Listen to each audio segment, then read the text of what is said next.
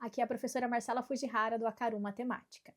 Minha conversa agora é com pais irresponsáveis. Eu sei que muitas vezes pode parecer assustador quando a criança pede ajuda na lição de casa e tem lá contas de divisão.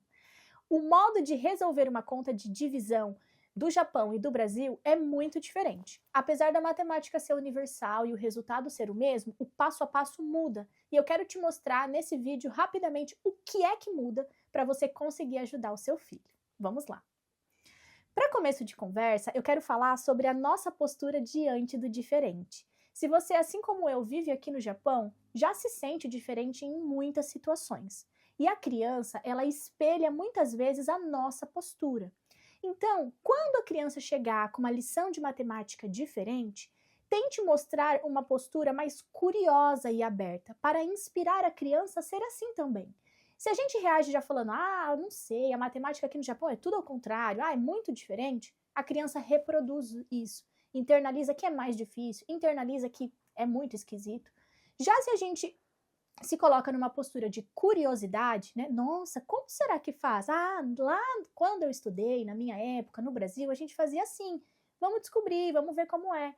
A criança se inspira nessa forma. Então, a nossa postura diante do diferente, isso vale para tudo, não só na matemática. Até mesmo para a aprendizagem da língua japonesa. Se a gente reproduz muito na frente dos nossos filhos, essa língua é muito difícil, eu nunca vou aprender, a criança internaliza isso também. Pode parecer simples, mas eu garanto para você que isso traz uma diferença enorme. Vamos direto ao nosso assunto, então. O que muda na bendita divisão? Lá, aqui no Japão, eles têm como premissa, como passo inicial, o estimar, né, que eles chamam de tateru, o estimar. Isso significa que antes da criança ir resolver escrever a conta, escrever o número, pede-se que ela faça uma estimativa. Vou te dar um exemplo. Imagine que a divisão é 96 dividido por 32. Desde pequeno, né, desde o primeiro ano do Shogaku, eles são ensinados ao cálculo mental, que você já sabe sobre isso, né, no vídeo da professora Ana Carolina, e a fazer essas estimativas, aproximar esse número a números reais mais fáceis de trabalhar. Então, o 96 dividido por 30 seria mais fácil se fosse 90 dividido por 30. Né? Aliás, 96 dividido por 32, né? Seria mais fácil se fosse 90 por 30.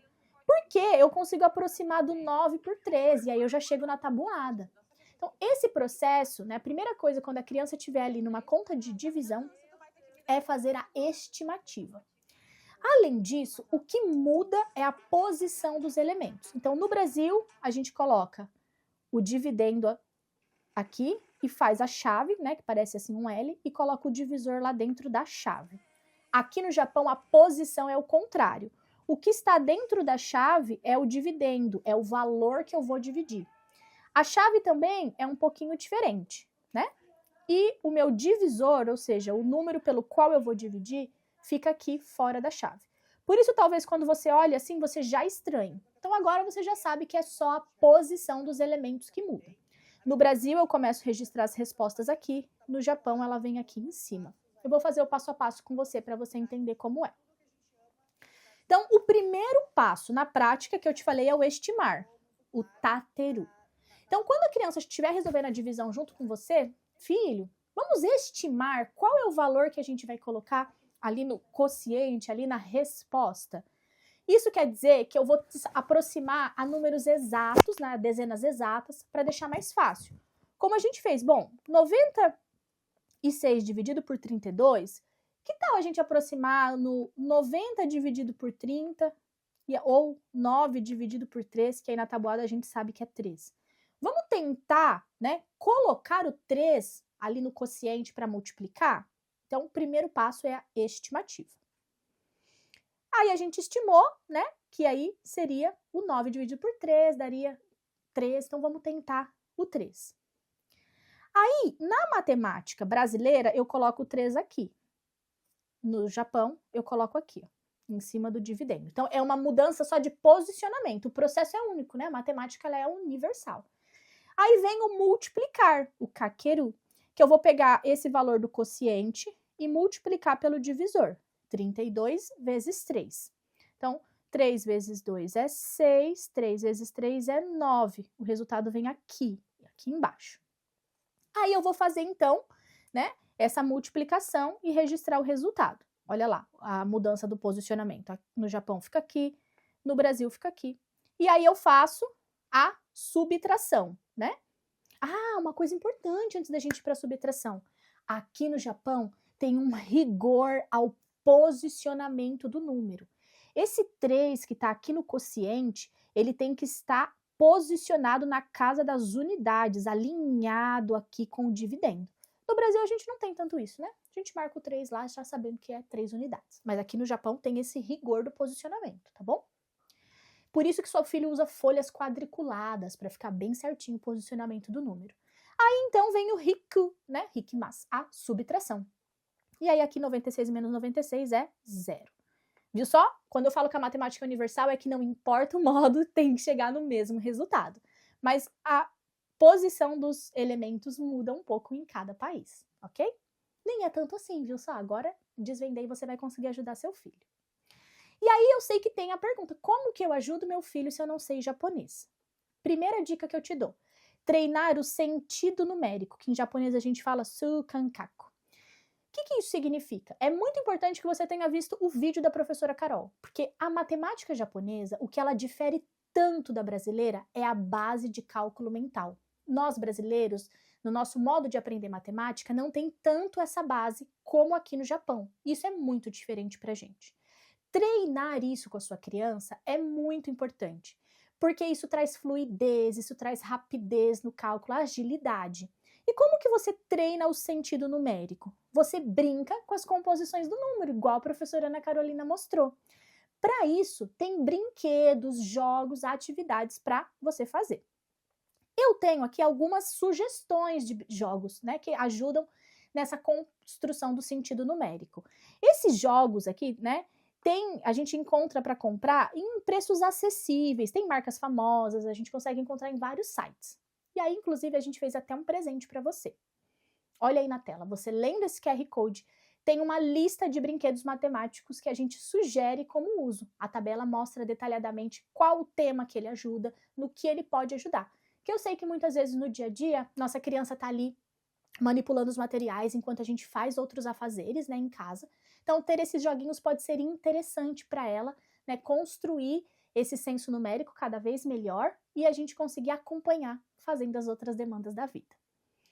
Outra forma de ajudar é praticar a fluidez do cálculo. Talvez você tenha visto que muitas vezes na escola japonesa ou até naqueles livros de atividades, pede para cronometrar o tempo que a criança levou para fazer aqueles cálculos.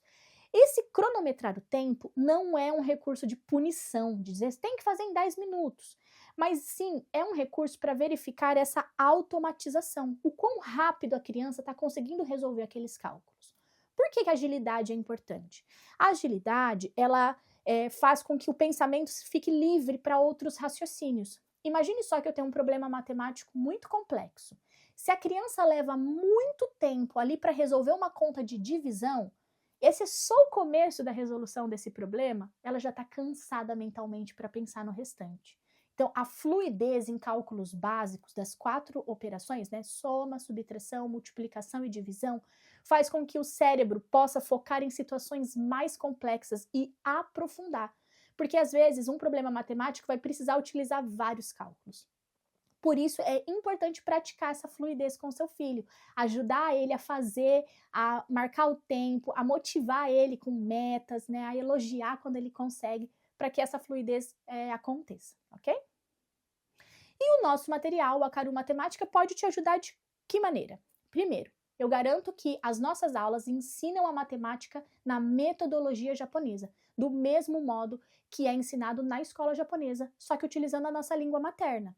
Os termos-chave a gente traz nas 2 línguas, para que a criança possa conectar quando ela escutar, né, o professor falando lá na escola japonesa. Isso faz com que a criança realmente desenvolva o raciocínio lógico-matemático. A aprendizagem da matemática, ela é muito importante para a vida. Então, a gente não pode deixar com que as crianças, às vezes, não aprendam por dificuldade com a língua japonesa. Então, com o Akaru, a gente garante que a criança vai aprender os conteúdos do modo japonês. Então, ela vai poder, às vezes, olhar a folha de exercícios, mesmo não dominando o japonês, ela vai conseguir resolver no passo a passo igual os demais alunos, né? Sem mudar a forma de resolver, que a gente sabe que a criança, né? A escola japonesa é bem criteriosa nesse aspecto. Outra coisa qual que é a nossa sugestão? Que você crie uma rotina de estudos com seu filho. Então, terminou um capítulo na escola, ele pode olhar lá no livro o nome desse capítulo, procurar essa aula, assistir em português, fazer o exercício extra e ver se ele está com dúvida ou não. No nosso manual de uso também tem um mapa que vai te ajudar a em qual conteúdo voltar quando teu filho tiver com muita dificuldade em um tema. Se está muito difícil para ele, às vezes conteúdos anteriores não ficaram tão bem entendidos. E olhando por esse mapa, você vai conseguir procurar a aula, né, e colocar para seu filho assistir. Nós gravamos 100% do conteúdo do currículo japonês. Então, todo livro didático vai estar alinhado com esses temas, ok? Bom, eu espero que você faça bom uso. A nossa equipe está à disposição. Se você tiver alguma dúvida, pode entrar em contato por e-mail, que tem lá no nosso site. Bons estudos para você. Tchau, tchau.